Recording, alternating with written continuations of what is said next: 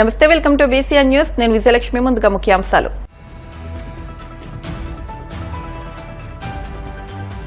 అహ్మదాబాద్ విమాన ప్రమాద స్థలిని పరిశీలించిన ప్రధాని మోదీ. ఆసుపత్రిలో చికిత్స పొందుతున్న ఏకైక మృత్యుంజయుడు రమేష్ ను పరామర్శించిన పీఎం.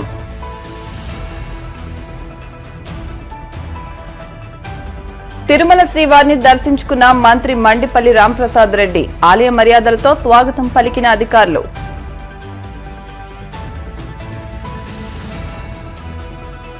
మంగళగిరి జనసేన పార్టీ కార్యాలయంలో జనవాణి కార్యక్రమం. ప్రజల నుంచి అర్జీలు స్వీకరించిన రాష్ట్ర హస్తకళ అభివృద్ధి కార్పొరేషన్ చైర్మన్ పసుపులేటి హరిప్రసాద్.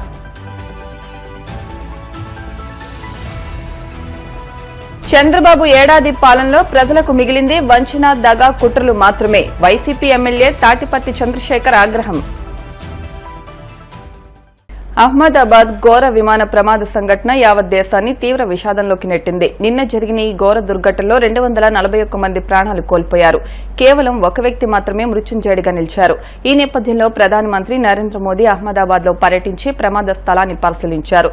సర్దార్ వల్లభాయ్ పటేల్ విమానాశ్రయానికి చేరుకున్న ప్రధాని మోదీ నేరుగా మేఘాని నగర్లోని ప్రమాద స్థలానికి వెళ్లారు. ఆయన వెంట గుజరాత్ ముఖ్యమంత్రి భూపేంద్ర పటేల్, కేంద్ర విమానయాన శాఖ మంత్రి రామ్మోహన్ నాయుడు కూడా ఉన్నారు. ప్రమాదం జరిగిన తీరును, సహాయక చర్యల పురోగతిని అధికారులు ప్రధానికి వివరించారు. అనంతరం ఈ దుర్ఘటనలో అదృష్టవశాత్తు ప్రాణాలతో బయటపడిన ఏకైక వ్యక్తి భారత సంతతికి చెందిన బ్రిటిష్ జాతీయుడు విశ్వాస్ కుమార్ రమేష్ ను ఆసుపత్రిలో ప్రధాని పరామర్శించారు.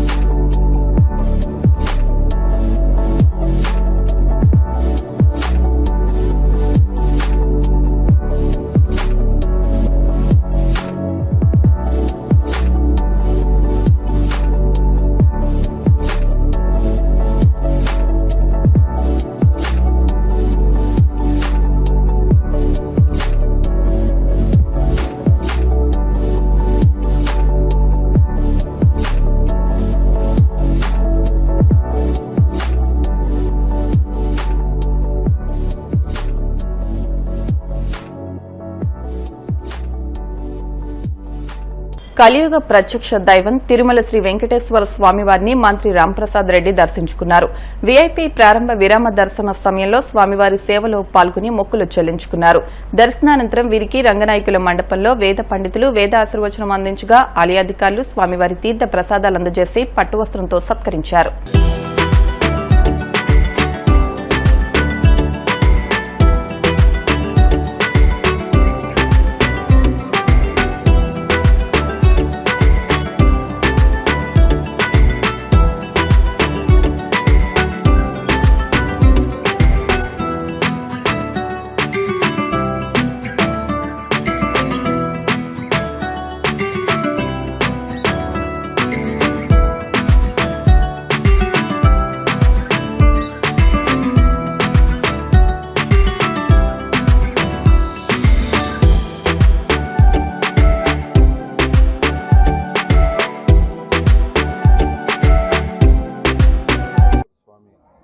దర్శనం చేసుకోవడం జరిగింది. ఈ రోజు యొక్క విశిష్టత మీ అందరికీ తెలుసు. కూటమి ప్రభుత్వం ఏర్పాటై గౌరవనీయులు పెద్దలు నారా చంద్రబాబు నాయుడు గారు 4వసారి ముఖ్యమంత్రిగా 1 సంవత్సరం పూర్తి చేసుకున్నాం. ఆ భగవంతుని ఆశీస్సులు చంద్రబాబు నాయుడు గారి మీద, మా యువ నాయకులు లోకేష్ బాబు గారి మీద, అలాగే యావత్ ఆంధ్ర రాష్ట్ర ప్రజల మీద ఉండాలని ఆ భగవంతుని ప్రార్థించడం జరిగింది. రాబోయే 4 సంవత్సరాల్లో కూడా వెంకటేశ్వర స్వామి ఆశీస్సులతో ఈ ప్రభుత్వం రాష్ట్ర ప్రజలకు, ముఖ్యంగా రైతులకు, ఈ రాష్ట్రంలోని యావత్ పేదవారికి చంద్రబాబు నాయుడు గారి రూపంలో వెంకటేశ్వర స్వామి కరుణ వల్ల మంచి జరుగుతుందని ఆశిస్తూ ఆ దేవుని కూడా ప్రార్థించడం జరిగింది. ముఖ్యంగా సూపర్ 6 పథకాలు ఏవైతే చెప్పామో ఒక్కొక్కటిగా ప్రజలకు అందిస్తున్నాం. ప్రభుత్వం 1 సంవత్సరం పూర్తి చేసుకున్న శుభ సందర్భాన గౌరవ ముఖ్యమంత్రి గారు 15,000 రూపాయలు ఏదైతే ఆడబిడ్డ నిధి చెప్పారో దాన్ని ఈ రోజు లాంఛనంగా ప్రారంభిస్తున్నారు.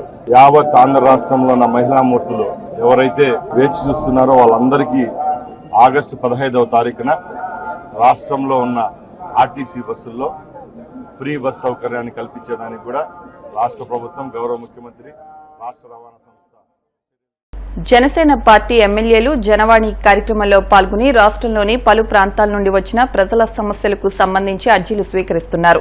అనంతరం వాటిని అధినేత దృష్టికి తీసుకెళ్లి పరిష్కరిస్తామని హామీ ఇస్తున్నారు. ఈ నేపథ్యంలో మంగళగిరి జనసేన పార్టీ కేంద్ర కార్యాలయంలో నిర్వహించిన జనవాణి కార్యక్రమంలో పలు ప్రాంతాల నుంచి వచ్చిన ప్రజల నుంచి రాష్ట్ర హస్తకళ అభివృద్ది కార్పొరేషన్ చైర్మన్ పసుపులేటి హరిప్రసాద్ అర్జీలు స్వీకరించారు. పలు సమస్యలపై తక్షణం సంబంధిత అధికారులతో మాట్లాడి పరిష్కార మార్గాలు చూపారు. రాష్ట్రంలో 3 పార్టీలను కలుపుకుని అధికారంలోకి వచ్చిన చంద్రబాబు నియంత పాలనకు ఏడాది పూర్తయిందని వైసీపీ ఎర్రగొండపాలెం ఎమ్మెల్యే తాడిపత్తి చంద్రశేఖర్ మండిపడ్డారు. తాడేపల్లి వైసీపీ కేంద్ర కార్యాలయంలో ఆయన మీడియాతో మాట్లాడుతూ ఏడాది చంద్రబాబు పాలనలో ప్రజలకు మిగిలింది వంచిన, దగా, కుట్రలు మాత్రమేనని ఆగ్రహం వ్యక్తం చేశారు. సూపర్ 6 అంటూ హామీలు ఇచ్చి ప్రజలను దగా చేశారని, తల్లికి వందనం పథకాన్ని కూడా పూర్తిగా అమలు చేయకుండా మాట తప్పారని ధ్వజమెత్తారు. చంద్రబాబు నాయుడు గారిని ఇవాళ మీరు అంటున్నారు, ఎవరైతే 6 హామీలు అమలవ్వలేదు అని మాట్లాడతారో వాళ్ళకి నాలుక మందము అని ఒక ముఖ్యమంత్రి స్థాయిలో ఉండి మీరు మాట్లాడుతున్నారే.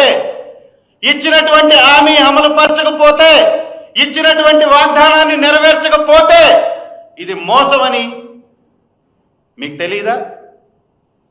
ప్రజలు మాట్లాడకూడదా?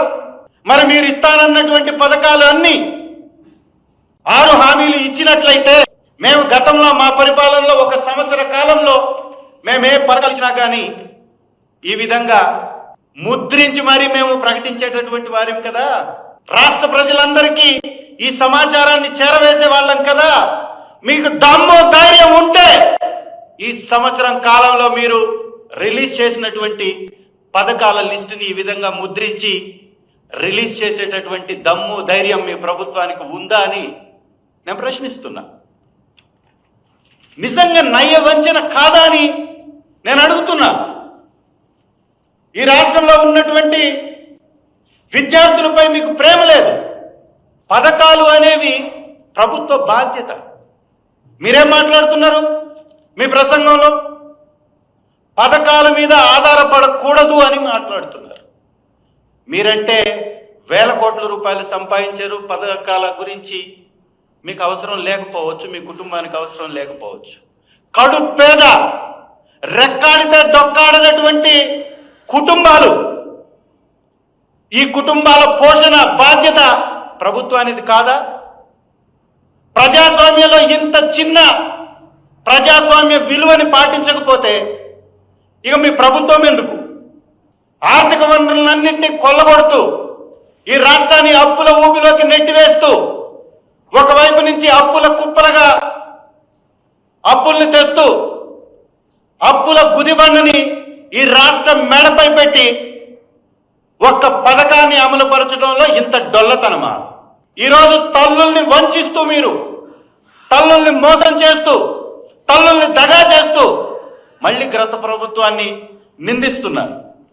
మా ప్రభుత్వంలో మేము అమలుపరిచినటువంటి సంఖ్యను కూడా తప్పుగా చూపిస్తున్నారు. మేము ఒకరికి చెప్పాం, ఒక కుటుంబంలో ఒక తల్లికి ఒక పథకం కింద ఇస్తానన్నాం, ఒక బిడ్డకి ఇస్తానని చెప్పాం. ఆ ప్రకారం మా లాస్ట్ ఇయర్ మేము దిగిపోయే కాలంలో మేము ఇచ్చినటువంటి సంఖ్య 67,27,27,164 మంది విద్యార్థులకు మేము ఇచ్చాం. ఇది డేటా. మేమేది మీలాగా అబద్ధాలు చెప్పట్లేదు. రికార్డెడ్గా ఎవిడెన్స్తో, ప్రూఫ్స్తో మీకు బయట పెడుతున్నాం, చూపిస్తున్నాం. మరి మీరెందుకు చేయలేకపోతున్నారు?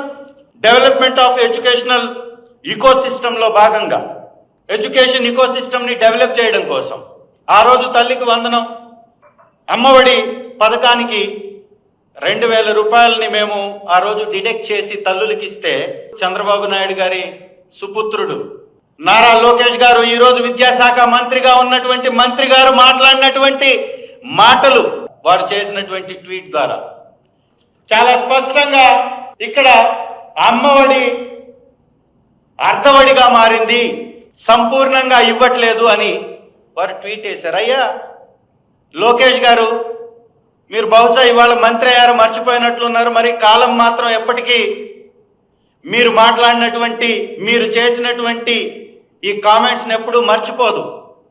గురువింద సామెతని మర్చిపోయి మీరు మాట్లాడేటటువంటి మాటలు మీకే మళ్ళీ తిరిగి వస్తాయి, గుర్తుంచుకోండి.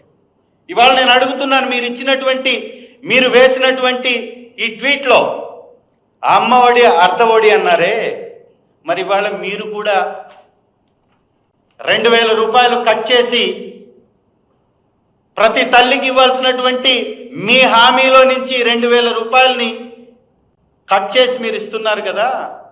మరి మీరు అసంపూర్తిగా ఇస్తున్నటువంటి ఈ పథకం సంపూర్ణమైందని ఏ విధంగా చెప్పుకుంటున్నారు?